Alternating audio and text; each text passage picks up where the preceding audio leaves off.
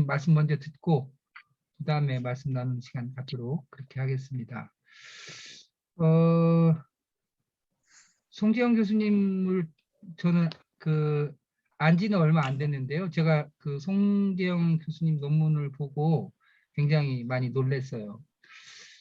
한 지역에서 거의 한 30년 정도를 민주화 운동부터 주민 관련된 운동을 실천해 오신 분이고요. 그 내용을 기반으로 해서 자치민주주의라고 하는 이론을 구성을 했습니다.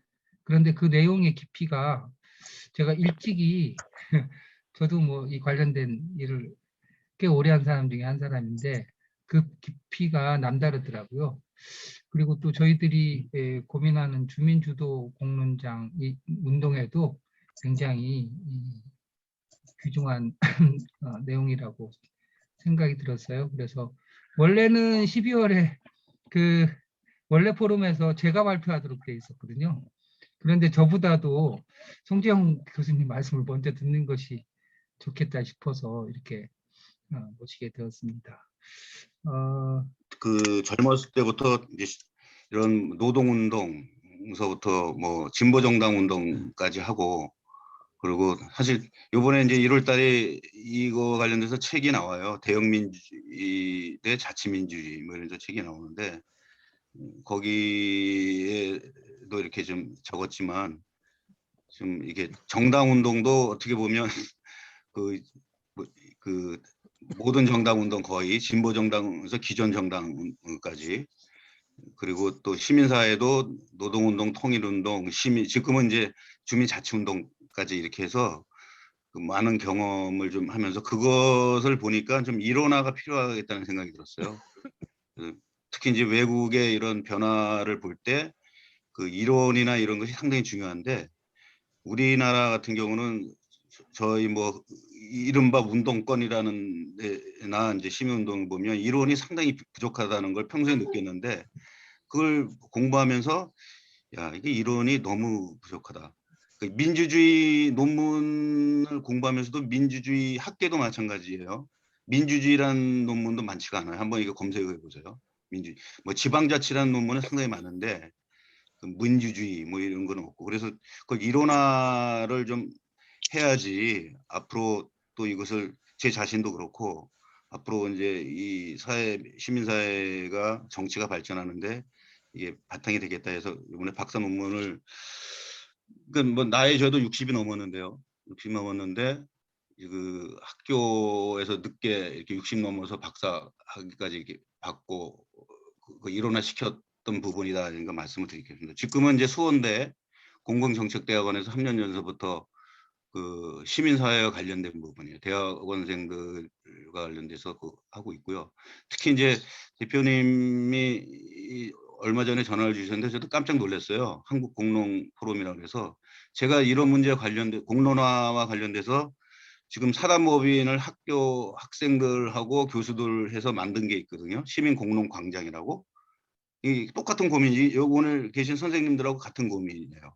이 공론화를 어떻게 시킬 것인지 이런 부분인데, 그런 부분에 대해서 다양한 이제 어떤 지역의 기재라든지 이런 방식을 이제 고민하고 있는데, 같이 이렇게 고민하고 있는 자리에 추진해 주셔서 고맙다는 말씀을 드리겠습니다. 네. 그리고 오늘 시간 관계상 제 논문을 좀 한 40분 정도니까요. 중심으로 좀 설명을 드리겠습니다.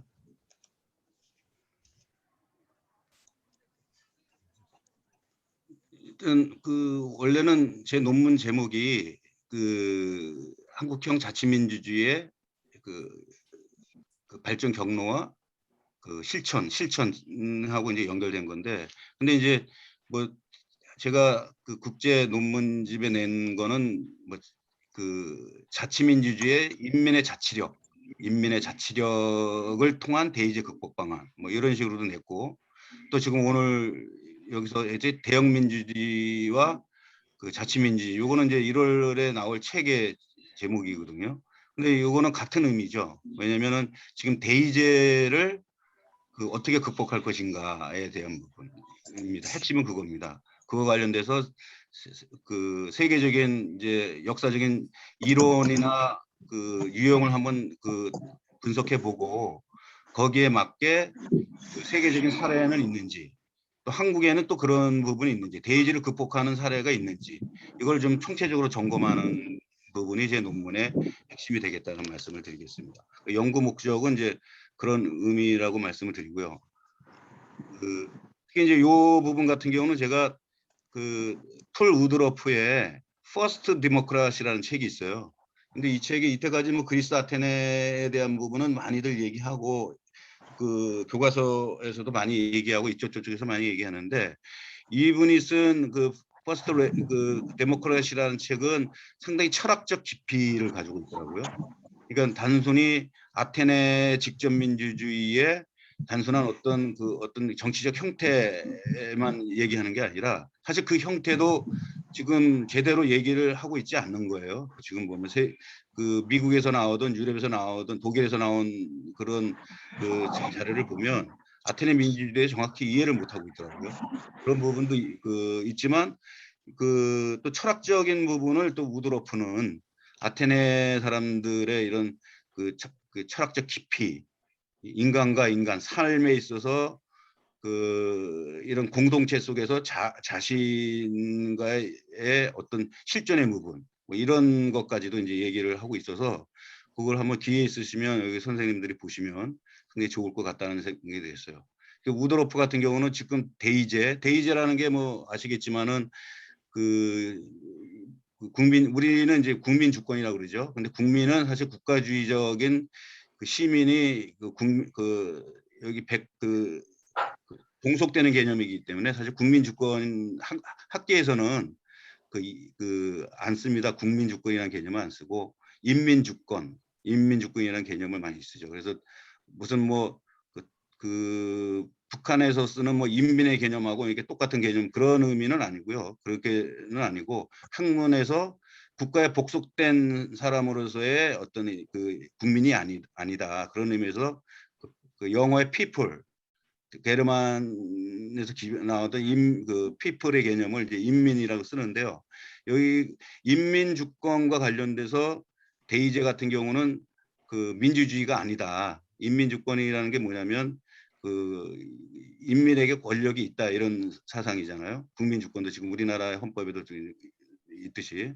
근데 그 우드로프 같은 경우는 데이제는 대영민주주의다. 가짜 민주주의. 대영민주주의라는 것은 대신민주주의라는 뜻이잖아요. 나우나 있으면, 저는 이제 어느 강의 가면 나우나 너우나를 비교하면은 그 일반 시민들이 딱 이해하던데, 예?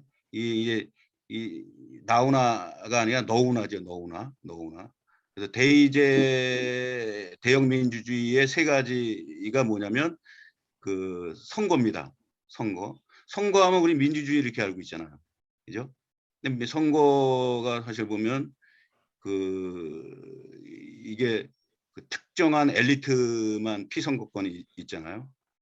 그죠? 근데 주권이 모든 사람이 있으면 모든 사람이 다 공직자가 될 수 있는 기회가 돼야 되는데 그게 없는 부분. 돈 있고 사실 줄이 있어야지 그 선거에 나갈 수 있고 그 피선거권을 가질 수 있고 뭐 이런 부분. 그리고 선거도 지금 또 이게 이제 금권 선거라든지 언론에 의해서 좌우지우되는 이런 부분일 때 선거가의 민주주의성에 대한 비판, 이 부분이고, 또 다수결주의 같은 경우도 우리가 다수결주의 아이들한테 가르칠 때 다수결주의 하면 민주주의다 이렇게 배워하지 않습니까? 근데 다수결주의는 민주주의의 하나의 부분의 하나의 절차적 방식의 하나는 될 수 있지만, 51% 받았다 그래서 49%를 완전 지배하는 방식. 그잖아요. 지금 그렇잖아요. 그게 민주주의냐 이거죠. 그리고 대표 선출제도 꼭 어디 모임만 있으면 그 권력을 한 사람에게 집중해주고 그 사람이 또 장기 주권, 연임 뭐 이렇게 하면서, 그리고 또 자기 집행부로 다 꾸려버리고, 이런 부분이 3,500년 전에 그리스 아테네 사람들이 이거는 모든 사람한테 정치적 평등권이 없다라는 걸 이 사람들이 알았다는 거예요. 우리가 좀 깜짝 놀랄 정도로. 그런 부분과 관련돼서 이게 대영 민주주의를 비판하는 부분을 전 자치민주주의 극복의 과정으로 이렇게 설정했다는 말씀을 드리겠습니다. 그 부분이 좀 있고요. 그래서 이제 그 사례 이념적 그 이론적으로서는 이제 그 역사적으로 좀 그 고찰을 좀 했습니다. 역사적으로 고찰한 게 그 방금 전에 말씀드렸지만 고대 아테네 직접 민주주의가 우리 익히 알고 있기 때문에 고대 아테네의 정치가 어떤 것이었는지, 또 그거와 연결돼서 우리는 중세 때도 있었어요. 중세 때는 없었고 뭐 시민혁명, 1789년 프랑스 대혁명, 미국의 그 독립혁명, 뭐 명예혁명, 1648년에 명예혁명에 그 부분만 얘기하는데 중세 때도 그 자치공동체, 길드, 자유도시, 예? 그 민의 형식의 이런 그 민주적 이 있었습니다. 있었다는 말씀 드리고, 그거와 연결시켜서 그 지금 지금 이제 그 근대에 들어와서 요새 뭐 참여민주주의, 특이민주주의 이거 얘기 많이 하지 않습니까? 이런 부분을 포괄적으로 얘기했다는 말씀을 드리겠습니다.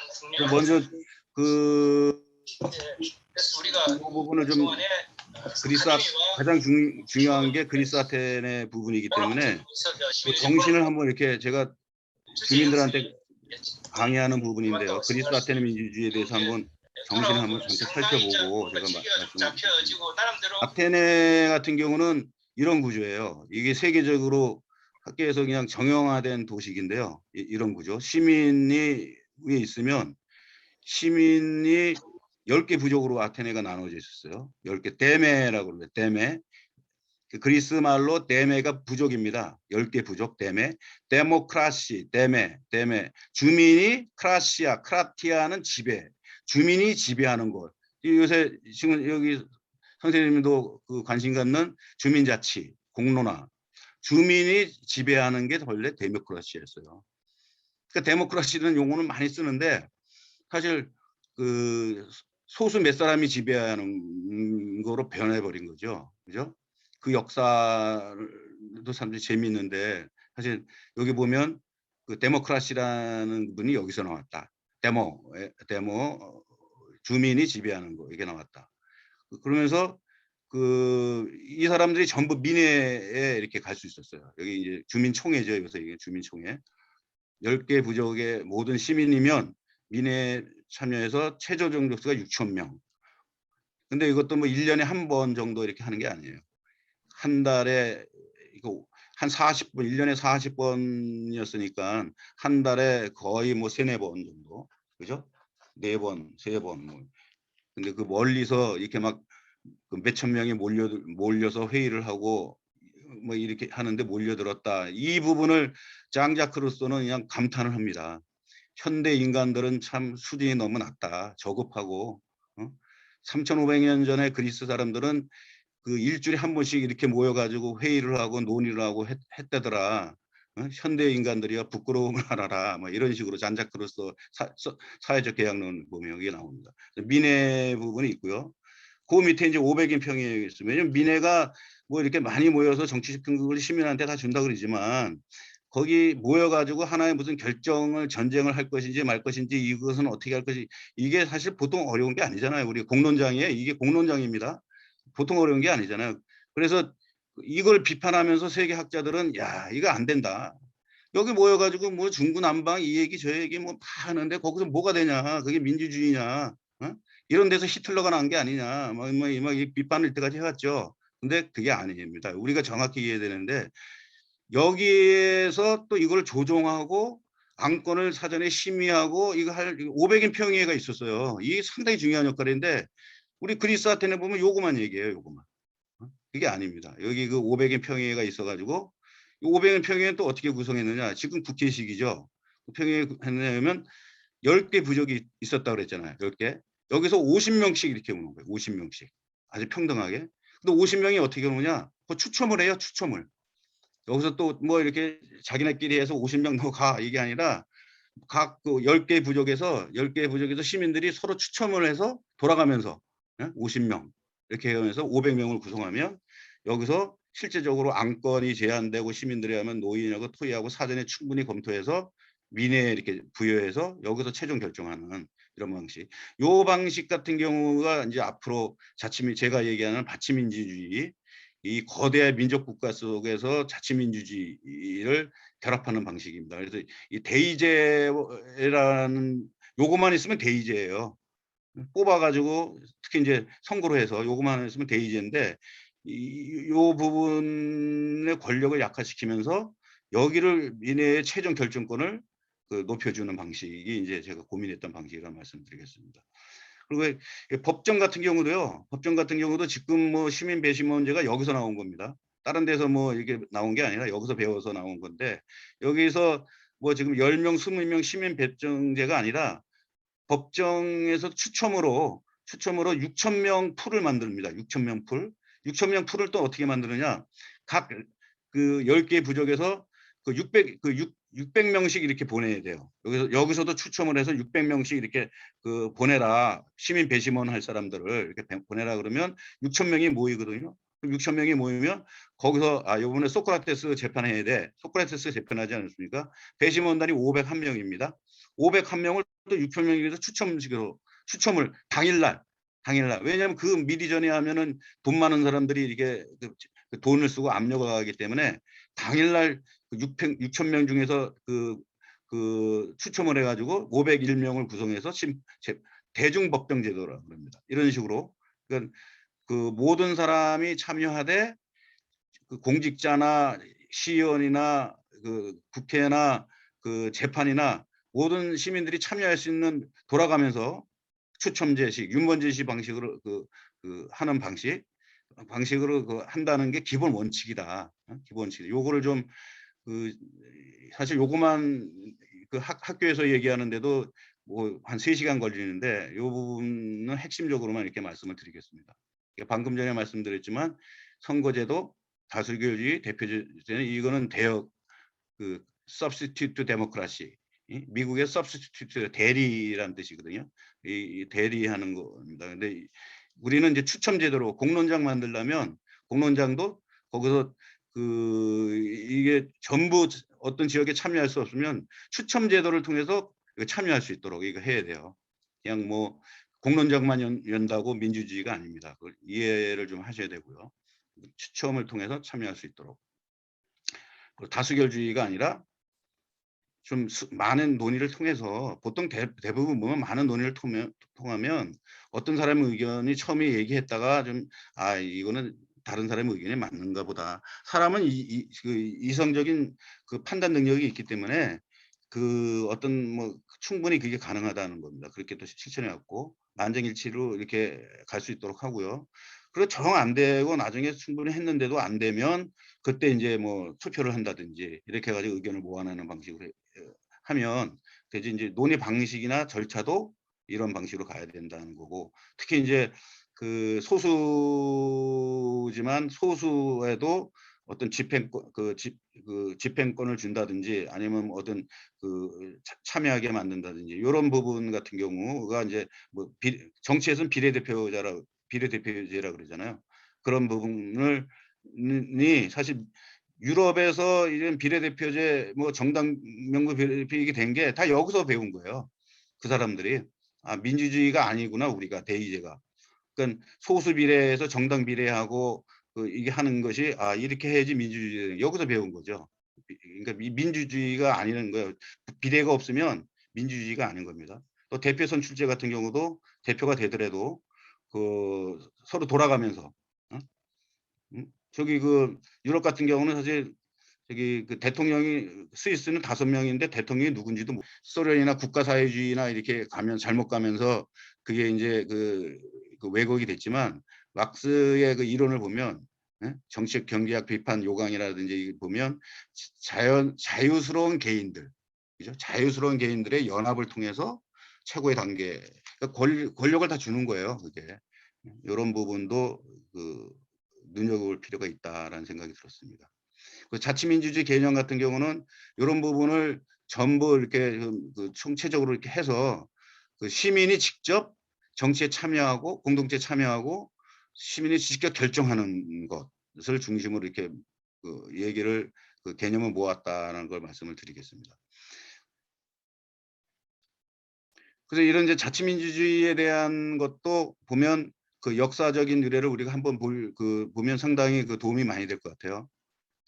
특히 이제 직접민주주의라고 그러는데 요새 많이 그러는데 공론장도 그런 게 아니겠습니까? 프랑스 같은 경우는 이게 이제 그 시민혁명 이후에 고대 집회민주주의 프랑스 같은 데도 있었어요. 이렇게 보면 루소 장자크 루소로 사회개혁론으로 내려와서 일반 의지죠. 내려와서 프랑스 대혁명 1789년 넘으면서 지금 온 거는 사실 국민 투표 정도만 남아 있는 거예요.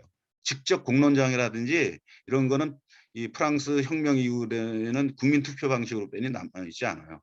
근데 이제 지금 공론장 형식이나 민회 형식은 이 스위스 지금 그 정치에서도 그 국가의 현실 정치에서도 하고 있듯이 이 스위스에서 남아 있습니다. 중세의 자유도시, 중세의 농민민주주의, 이 중세에 있었습니다. 중세에 뭐 왕과 귀족만 있었던 게 아니라 상층 권력은 그 사람들이 장악을 했어도 농촌의 우리 삶은 그 민회가 있었고 대중법병제도가 있어서 거기서 다 결정을 했어요. 예, 농촌 공동체 이게 있었다는 게 보이잖아요, 그죠? 스위스에서 이게 내려오면서 주민총회, 칸톤 내려오면서 이게 지금의 스위스 직접민주주의가 된 거예요. 그러니까 스위스 직접민주주의가 주민들이 직접 법을 발안해서 법을 만들고 그건 란슬게 마인드에서는 이제 그 총회에서 주민들이 직접 뭐 결정하고 그래요. 이번에 YTN에도 그게 나왔던데 나는 그런 것이 이런 오랜 역사적 전통 속에서 이 농촌이나 이런 그 민중들이 스스로의 이런 결정하고 스스로 결정하고 스스로 그 판결하는 이런 고대 아테네의 정신과 연결되어 있다. 이런 부분을 좀 이해하면 좋은 도움이 될 것 같습니다.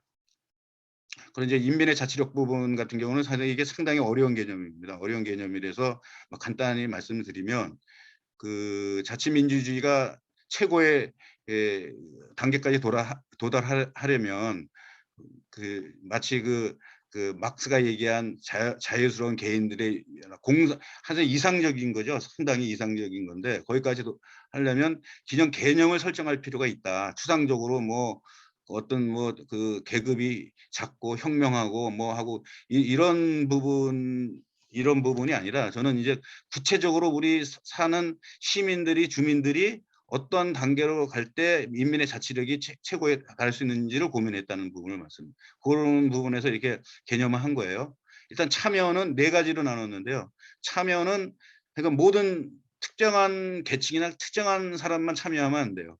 돈 있건 없던 뭐 이게 전부 여성이건 남성이건 그래서 무슨 성별 차이 뭐 이런 게 중요한 게 아니에요. 모든 사람이 참여할수록 자치력은 높아진다는 거고 또 그냥 참여할 때 그냥 들러리 참여는 아무 의미가 없습니다.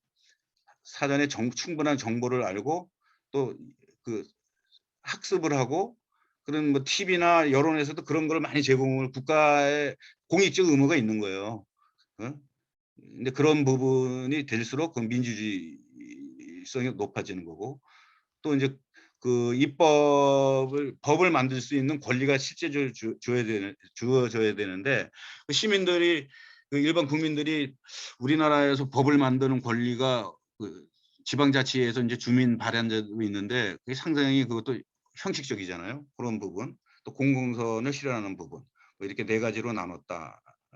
요거는 뭐 나중에 기회 있으면 더 말씀을 드리는 걸 하고 하여간 인민의 자치력이 이런 기준에 의해서 인민의 자치력이 높은지 낮은지를 알 수 있다는 거고 그런 의미에서 제가 이렇게 한번 비교를 해봤어요. 고대 아테네의 부분과 자유주의 공화정이라는 거는 이게 학문적으로 볼 때는 이제 대의제를 자유주의 공화정이라고 그래요. 요새 뭐 누구는 자유주의 민주주의라고 그러는데 이 자유주의 공화정을 대의제라고 그러는 거고 그다음에 이제 요걸 대의제를 극복하기 위해서 참여민주주의가 나오고 수기민주주의가 나오지 않습니까? 요걸 좀 비교해서 그 다양한 부분을 좀 분석해 봤다는 말씀을 드리겠습니다. 특히 이제 이념과 관련돼서는 우리가 자치민주주의를 하면 뭐가 좋은데, 예? 아유 먹고 살기도 바쁘고 뭐 하는데 유능한 정치가한테 맡기고 우리는 뭐 그 취미생활 역시 열심히 하고 그리고 그 저기 뭐 생업에 열심히 하면 되지. 이제 이런 물음을 당장 많은 학자들이 제기를 해요. 그래서 저는 이제 이 자치민주주의 하면 사람한테 뭐가 좋은데 이 부분을 우리가 규명해야 된다고 저는 생각해요. 저는 자치민주주의를 통해서 저는 인간의 뇌가 진화됐다라고 판단합니다.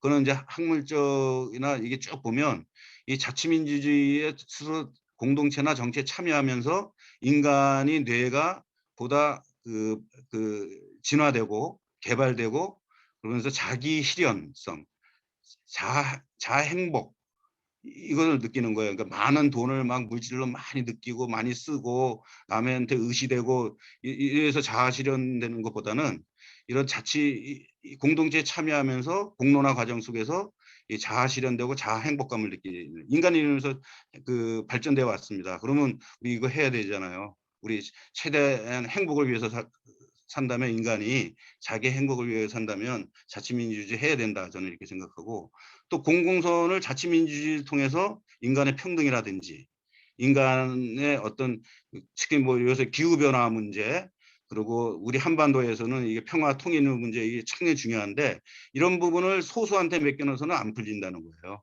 이 모든 인류가 모여서 같이 고민하고 같이 연대하고 같이 미래를 해 나갈 때 공공선을 해 나갈 때 이게 자치민주주의거든요. 그럴 때 우리의 삶의 미래를 개척할 수 있다라는 측면에서 자치민주주의를 제가 연구했다는 말씀을 드리겠습니다. 그 사례 같은 경우는 뭐 아까 말씀드렸지만 한번 이렇게 쭉 보시면 상당히 도움되는 롯데 알레그레도 우리가 주민참여예산제도 형식적으로 보고 있는데요. 이거 한번 보시면 1년 동안의 프로그램이에요. 이거 보세요. 이거 우리가 브라질 노동자 정당 때 했던 건데 지금도 하고 있다 그래요.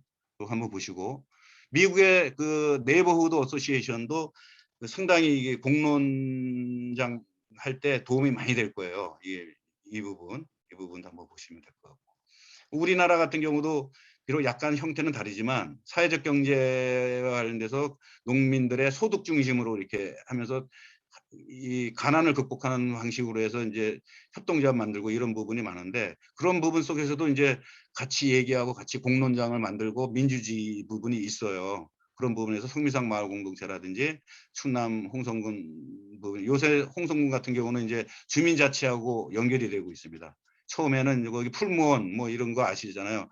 풀무원서부터 풀무학교 협동조합이 상당히 있는데 우선 네트워크 이런 주민자치회 마을 공동체 주민총회하고 연결되고 있는 진척되고 있다는 말씀을 드리고 원주 같은 경우도 이제 사회적 경제에서 사회적 경제가 다양한 영역의 사회적 경제 협동조합인데 이게 네트워크 지역적 거대한 네트워크를 구성하고 블록을 형성하고 있다는 부분 그걸 좀 말씀을 드리겠습니다.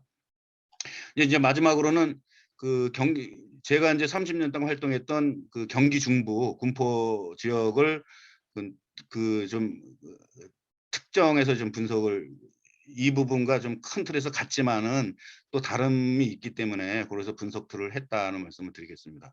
그 역사가 있었어요. 군포 같은 경우는 한 7년 동안 10년 동안 소각정 반대 투쟁을 해서 뭐 엄청나게 싸웠습니다. 1900 초에 백골단이 막 들어올 정도였으니까 한 2,000명씩 모이면 주민들이 2,000명씩 모여가지고 시청 앞에 모여서 그걸 한 50회 집회를 했어요. 저도 사회도 보고 막 그랬는데 주민들이 엄혹한 시절에 김영삼 권위주의 정부 시절 때 엄혹한 시절에 50명씩 모여서 서로 냄비도 두드리고 그리고 뭐 아이들 학교 거부 운동도 하고 조선일보 뭐 한겨레 신문은 크게 났었죠. 주민운동 거대한 이런 역사가 있어서 지금도 엊그저께 만났는데 이 경험으로 해서 지금 지역의 다양한 시민운동이라든지 뭐 마을 공동체 운동이라든지 하는 사람들이 다 연결돼 있는 부분 시장도 엊그저께 이런 얘기를 좀 민주시민교육센터 네트워크에서 이런 얘기를 할 정도로 이런 부분이 있습니다.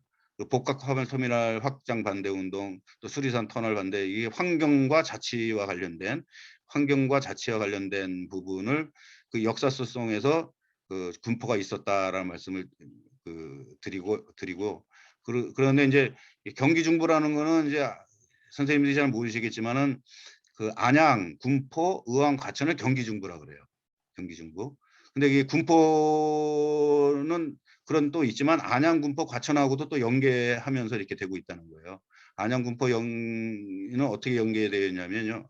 이거 보면 제 이제 논문에서 이제 전통적 민주화 세력이라고 그랬는데 이 전통적 민주화 세력은 이제 운동권, 이른바 이제 운동권, 예?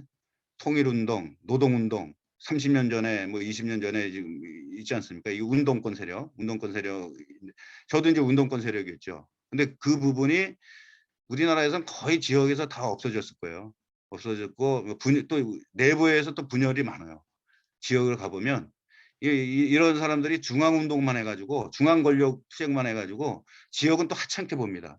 하찮게 보고 그래서 이게 또 지역에서는 또 심자랑 서로 또 이게 또 주도권 자랑하려고 그 조그만 지역에서도 그냥 갈라져 있어요. 그렇지만 경기 중부는 이게 다 모여 있다는 거.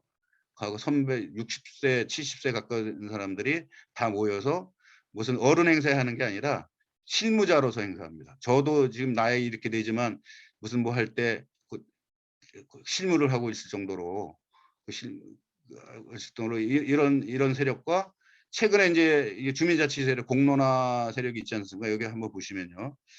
백인위원회, 군포의 백인위원회, 뭐 주민자치회, 자원봉사 조직, 사회적 협동조합, 마을, 이게 이제 동아리 뭐 이런 게 많습니다. 주민자치 조직이라고 그러지 않습니까? 요새 이런 부분과 전통적인 운동권들, 예? 여기 그 민주노총, 지금도 여기 민주노총이 있어요.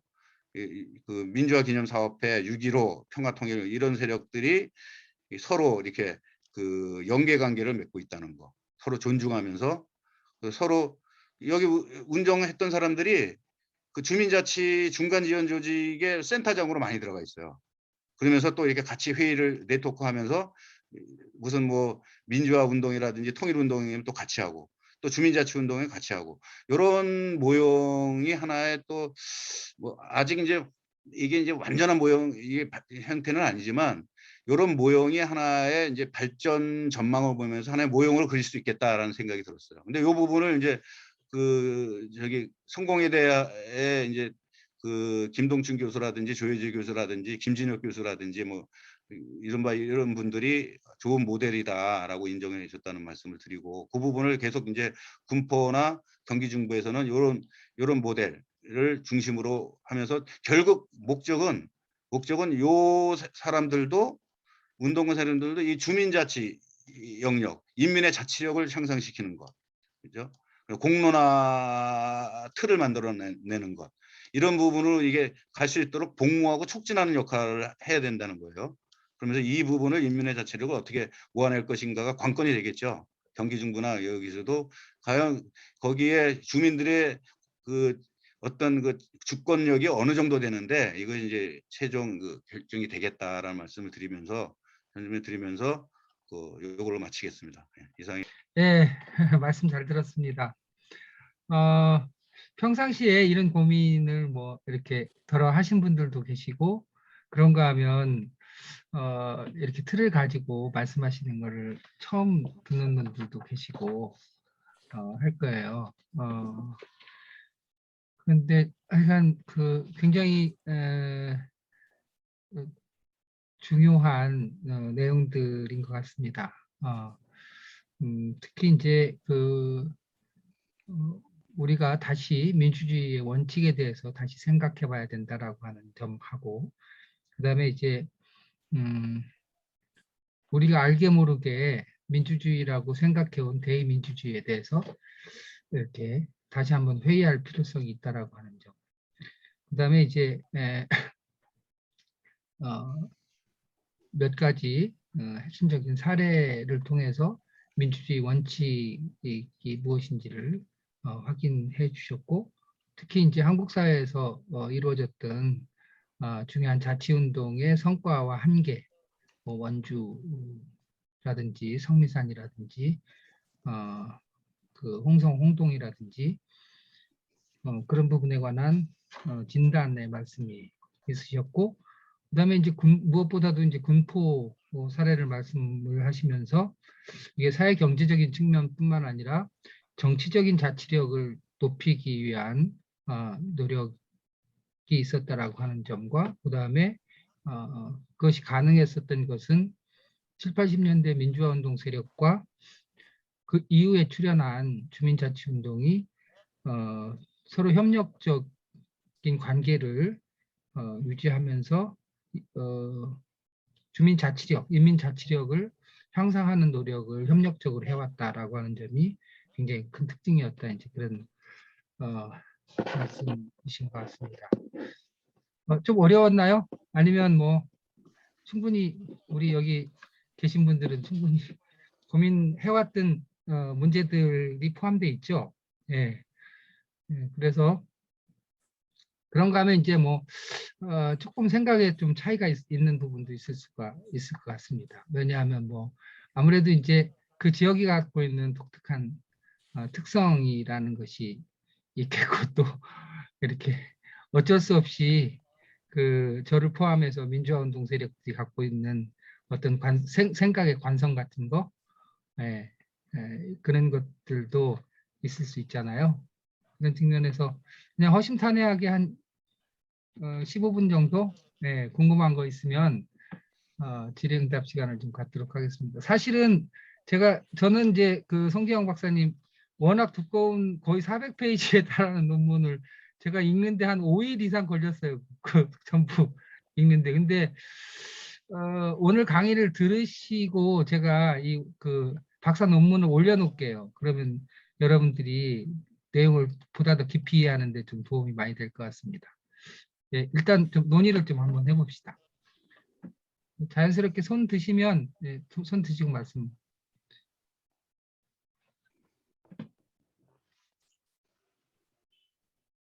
아니면 뭐 궁금한 것도 괜찮습니다. 예, 좀 추가적인 설명이 필요한 부분이 있으시면 말씀해 주십시오. 성재영 박사님, 저 안영철이라고 합니다. 네, 제가 이 굉장히 그 현상적으로 일어나고 있는 일 중에서 그 민주 세력들 간의 그 분열 혹은 또 그 자기중심적 그 사유 이런 것들에 대해서 지적하시면서 경기 정부에서는 그런 것들이 잘 통합되었다라고 이야기하셨는데 혹시 그 과정에 대해서 잠깐 말씀해 주실 수 있겠습니까? 네. 중요한 문제 같습니다. 다른 모든 지역에 있어서. 그렇죠. 그 경기 중부도 뭐 다른 사실 제가 그동안 이게 민주노동당도 하고 지역 그 운동하면서 지금 느꼈던 거는 특히 이제 우리 운동권 같은 경우에 그 분열 자기 이 패권적인 것이 많았어요. 그게 어디서 오는가를 사실 지금도 고민하고 있는데 근데 다른 데서도 사실 영국 노동당 같은 경우 보면 그 1800년대 토니당, 시그당, 뭐 보수당, 그 자유당 만들 때 자유당도 엄청나게 분열이 돼요. 분열이 되면서 1900년 초에 이제 그 노동당, 자유당을 밀치고 노동당으로 이렇게 되는 거거든요. 제가 얼마나 고민이 있었으면 영국 노동당사를 다 박은 거야. 얘네들은 어떻게 했나? 네. 한국 사람만 나쁜 사람인가? 그게 아니라 이게 이제 이 권력 관계 속에서 이제 이게 이제 소수로 고립되면 이제 그런 게 있는데 근데 좀 차이점은 뭐냐면 그게 이제 식민지의 저는 잔존이라고 생각해요. 그 속에서 식민지의 어떤 그 지배의 잔존을 벗어나려면 우리 스스로 성찰하고 공부를 많이 학습해야 됩니다. 과학적인 거거든요. 근데 그 부분 없이 우리 스스로 한국 사회의 진보 역량이 얼마나 미흡한지, 예? 좀만 하면 공산 빨갱이라 그러잖아요. 우리 국민들이 정서가 저는 이제 젊었을 때도 그걸 느꼈는데 이거 대중적으로 안 하면 지금 민주당조차도 사실 뭐 이 패권 잡지만 이 여론에 굉장히 영향을 받는 거예요. 굉장히 뭐 함부로 막 이렇게 막 북한 얘기 이렇게 할 수도 없는 거고 말하고 싶어 이런 부분이 근데 그런 부분을 잘 알면서 이게 학습이 필요하거든요. 그리고 논의에서 공동적인 지혜가 필요한데 그 그리스 로마를 한번 읽어보십시오. 거기 보면 민주정과 참주정 싸우면서 그 우리가 그 많은 그 고대 아테네 비극이나 시극을 보면 아버지가 딸을 죽이고 부인을 죽이고 서로 막 이 권력의 이런 참담함들을 그 3대 비극 작가들이 이게 세계적인 비극 작가들이 썼단 말이죠. 그거 보면 이 권력이 가지는 이런 어떤 그 속성이나 이런 부분 그런 속에서 나타나는 이런 그 갈등이라든지 상호 적대적인 뭐 이런 거라든지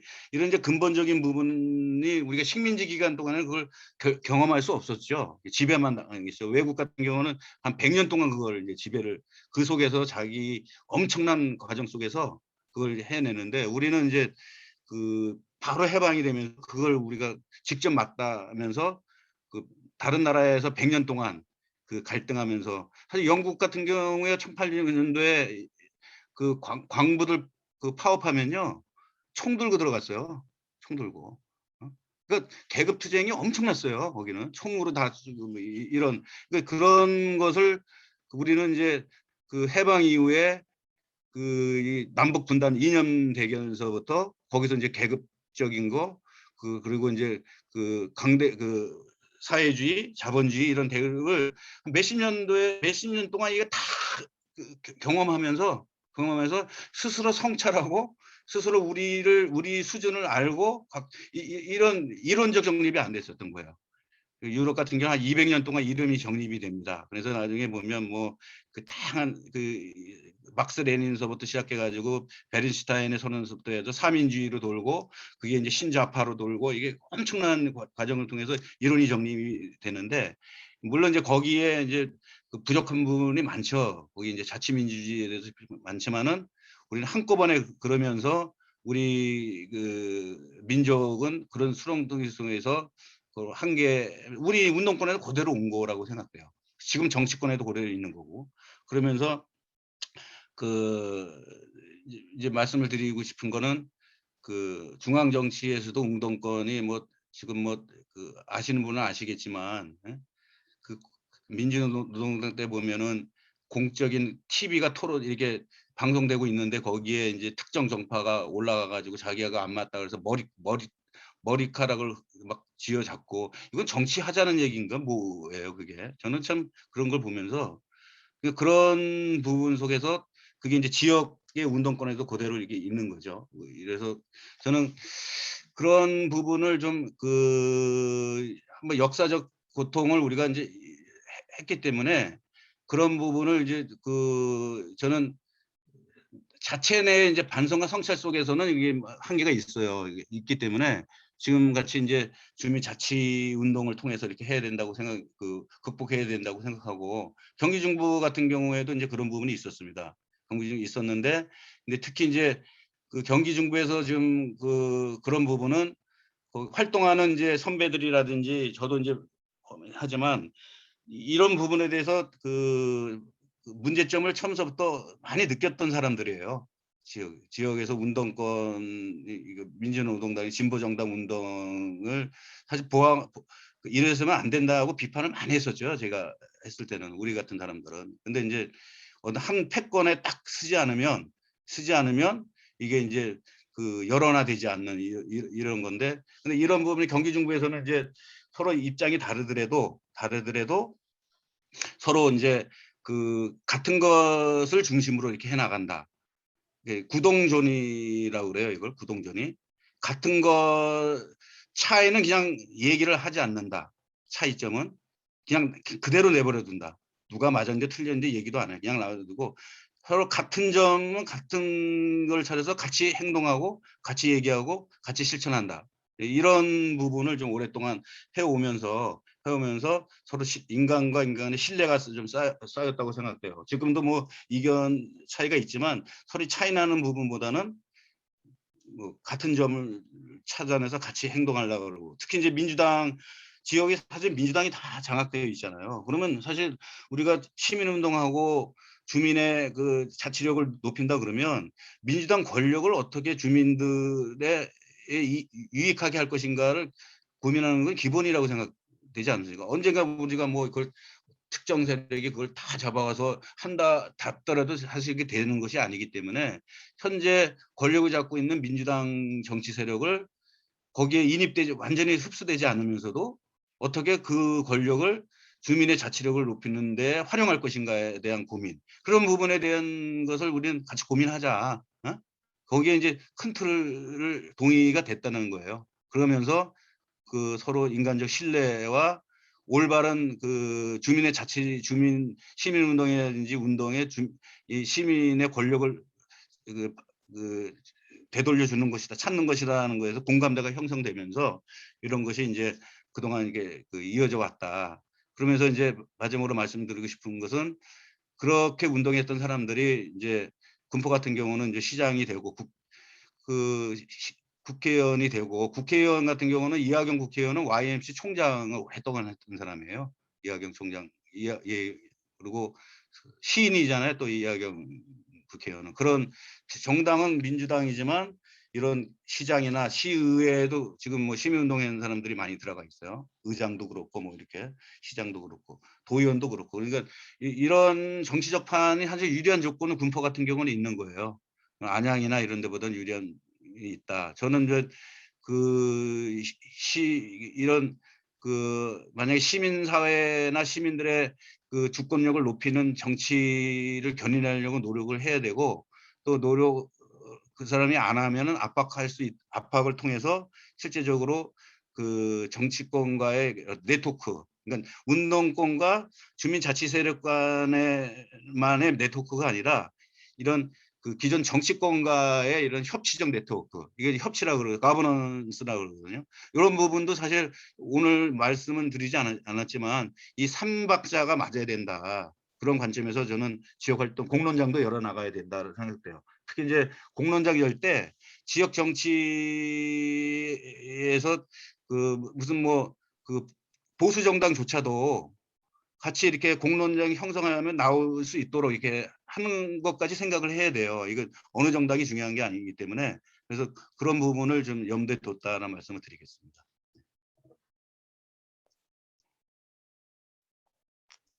예, 감사합니다.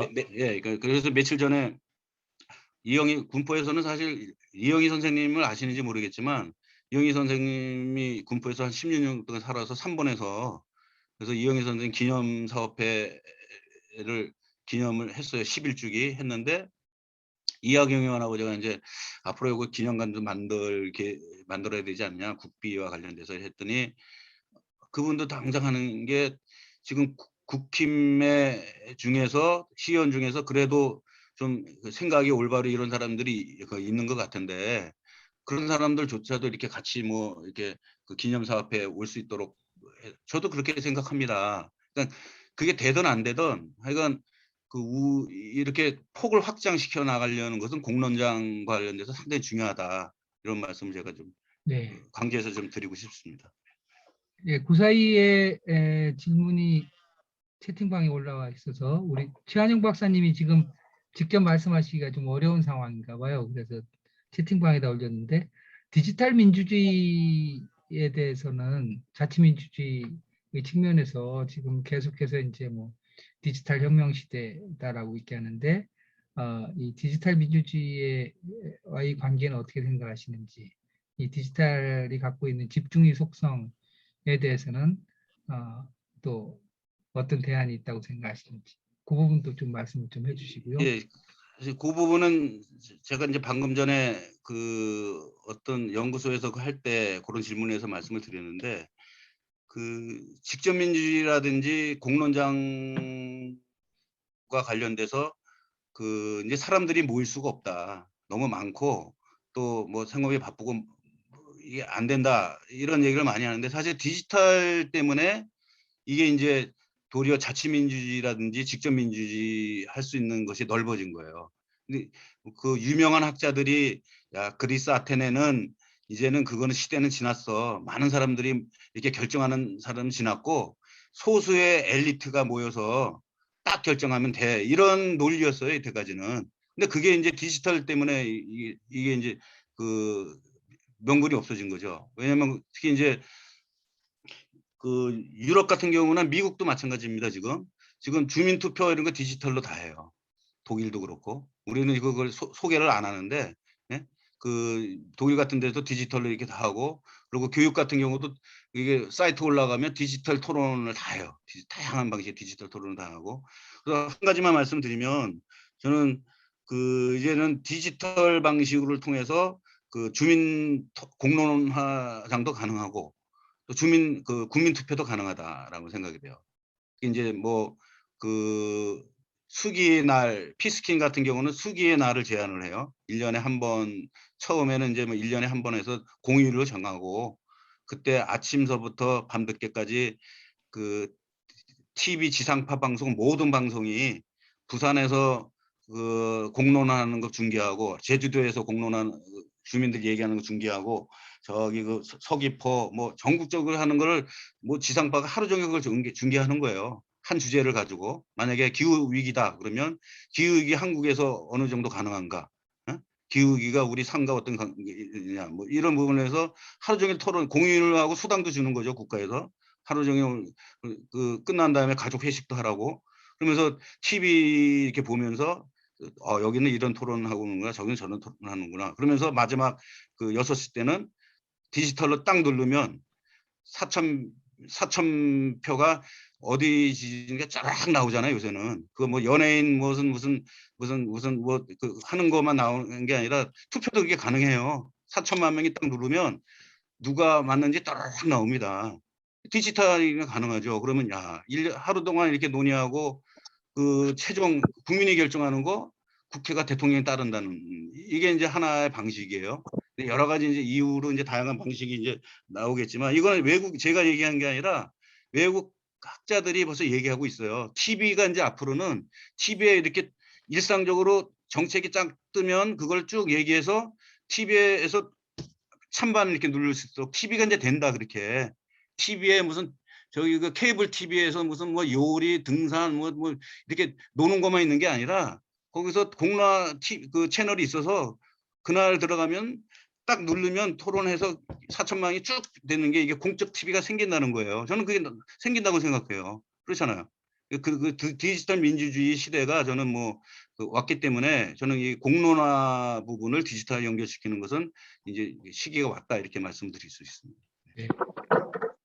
네, 뭐 시간 관계상 혹시 한 분 정도 더 질문이나, 김경숙 씨, 이원희 선생님까지 그럼 하겠습니다. 네, 네 말씀하십시오. 네, 김경숙님 말씀하십시오. 소리. 네, 네. 저희가 늘 이제 그 대의민주주의가 현대사회에 와가지고 굉장히 이제 뭐랄까 사람들이 과연 이게 대의의 실효성이 있느냐 없느냐 이런 얘기에 대해서 그 의문을 많이 하면서, 이제 과거에 이제 그리스 아테네 원래 이제 원론적 민주주의를 돌아보는 사람들이 굉장히 많아졌어요, 예전보다는. 근데 이제 그게 이제 그 굉장히 유명한 거잖아요. 이제 그 페리클레스의 정치적 정적이 투키디데스인데, 그러니까 예를 들어서 투키디데스 같은 경우에, 그러니까 민주주의가 가지고 오는 그 아주 세련되지 못하고 아주 예리하지 못한 정치적 결정에 대한 그런 이제 기록들을 사실 남겼잖아요. 이제 예를 들어서 펠로폰네소스 전쟁사를 통해 가지고 보면은, 그러니까 민주주의가 가지고 있는 결정적인 함정들을 이제 그 책에 이제 구성해서 넣고, 그러니까 우리가 이제 그런 부분들 통해서 사실 이제 뭐죠?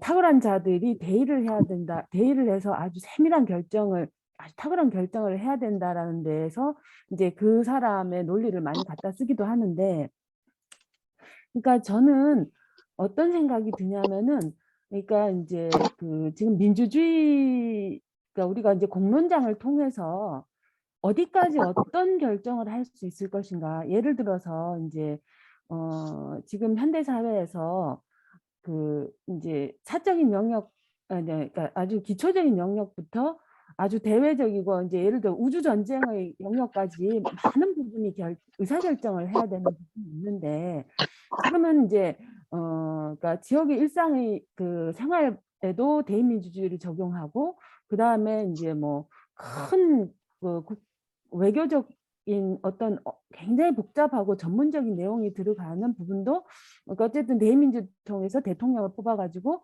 뭔가를 하고 아니면은 이제 전문 관료 중에도 이제 최종 결정자는 어쨌든 반쯤은 대의민주를 통해서 이제 사람을 뽑는데 저는 이제 그런 부분에 있어서 우리가 이제 그 사람들의 영향이 굉장히 강화된 부분이 있기 때문에 그러니까 우리가 어디까지는 이런 이제 공론장을 통한 주민의 직접 권력을 이제 확보하고 또 어디는 그런 부분들이 불가능할 것인지에 대한 전체적인 합의를 하는 것이 굉장히 중요하다고 생각이 들어요. 왜냐하면 정치적으로 특히 이제 보수 정당 쪽에서는 이런 공론장이라든가 민주주의에 대해서는 굉장히 부정적으로 생각하는 기류가 굉장히 강한데 이게 또한 이제 그 토론장에 가보면은 그러니까 아주 이제 그리스 아테네에서의 그 민주주의가 가지고 있는 그런 굉장한 맹점들을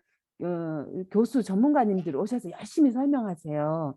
이제 이런 부분들에 봤을 때 아주 원론으로 다가가면 합의 사항이 안 나온다는 거죠. 이제 그런 부분에 있어서 우리 교수님 생각은 어떠신지? 네. 잠깐만요. 진행 관련해서 잠깐만요. 시간 때문에 이원희 박사님도 마저 질문을 하시고 두 개를 모아서 우리 송 교수님이 답변을 좀 하시면서 마무리 말씀을 좀 부탁드립니다.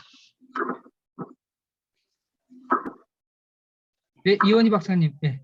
네, 저는 뭐 한 가지 좀 여쭤보고 싶은 게 공론을 하게 되면은 그 의제가 있지 않습니까? 그러니까 이제 뭐 어떤 주제가 있을 테고 그러면 이제 특정 의제들 중에서는 뭐 굉장히 많은 정보들이 필요한 게 있습니다. 뭐 제가 관심이 있는 뭐 예를 들어 이제 사용 해결료 같은 경우 그러면 이제 거기 필요한 지식들도 굉장히 많이 필요하게 되고 사전 정보들도 굉장히 많이 필요하게 되거든요. 이런 것들을 이제 과연 이 의제로 삼았을 때 그러면 정보 제공을 어디까지 해야 되느냐. 그 다음에 이 논의를 이런 것들이 그 공론, 의제로 적절한가. 그리고 만약에 여기 대해서 의사결정해야 된다면 그 기간이 있지 않습니까? 어느 정도 기간까지. 그러니까 지금 하고 있던 예전에 뭐 그 신고리 공론화 같은 경우나 아니면 작년에 있었던 뭐 사용해결료 재검토위원회 이런 경우에는 시간을 굉장히 급박하게 정해놓고 진행을 했었거든요. 그러니까 이런 것들은 좀 불합리하다 생각을 하는데 만약에 이런 복잡하고 사전 정보가 굉장히 많이 필요한 이런 의제들이 공론장으로 올라오게 된다면 뭐 이걸 교육으로 통해서 할 것인지 아니면 뭐 논의를 통해서 할 것인지 이런 방식하고 그다음에 기간, 의사결정할 수 있는 기간 여기에 대해서 조금 고민을 하신 적이 있으신지요? 여기에 대해서 좀 여쭤보고 싶습니다. 네, 네. 좀 포괄적으로 말씀 예. 부탁드립니다. 그 이제 핵심적인 두 선생님께서 핵심적인 부분을 말씀해 주신 것 같아요. 특히 이제 첫 번째 부분 같은 경우는 그래서 아까 제가 풀 우드로프의 퍼스트 데모크라시 책을 한번 읽어보시라고 그런 고민이 담겨 있습니다. 이게 보면 그러니까 소크라테스가 그 501명 대중법정대에서 사형이 구형된 거예요. 그 부분을 아프게 생각하면서 우드로프는 그걸 나중에 그걸 어떻게 극복해 나가는지. 예? 그래서 플라톤은 안 죽었다. 예?